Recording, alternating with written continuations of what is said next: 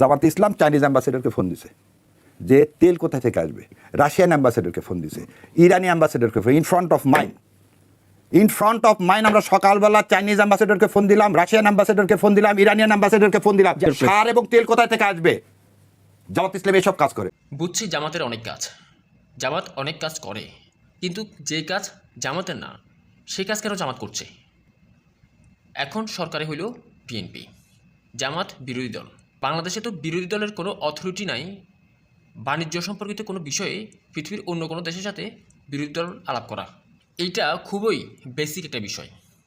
তেল আনবে নাকি গ্যাস আনবে নাকি খড়ি রান্না করবে, এইটা সরকারের মাথা ব্যথা, বিরোধী দলের কাজ নয়। বিরোধী দলের কাজ হচ্ছে সরকারকে জবাবদিহিতার আওতায় নিয়ে আসা। ধরে নিলাম দেশে এখন বড় সংকট চলছে, জ্বালানি সংকট, বিরোধী দল সরকারি দলকে সহযোগিতা করছে। এরপরও কি সম্ভব এইসব দেশগুলো থেকে তেল আমদানি করা? সম্ভব নয়। কেন সম্ভব নয়?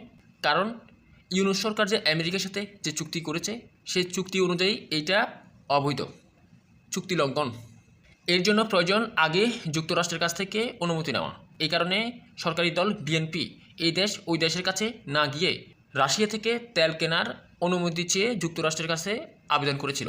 ইউনুস সরকার যুক্তরাষ্ট্রের সঙ্গে নির্বাচনের 3 দিন আগে যে গোপন চুক্তি করেছে সেই চুক্তি অনুযায়ী বলা হয়েছে বাংলাদেশ অন্য কোনো দেশের সাথে যদি কোনো বাণিজ্য চুক্তি করে তাহলে আগে যুক্তরাষ্ট্রের অনুমতি নিতে হবে, যুক্তরাষ্ট্র যাচাই বাছাই করবে। এই ক্ষেত্রে জামাত যে চেষ্টাটা করেছে সেটা সম্পূর্ণ বেহুদা।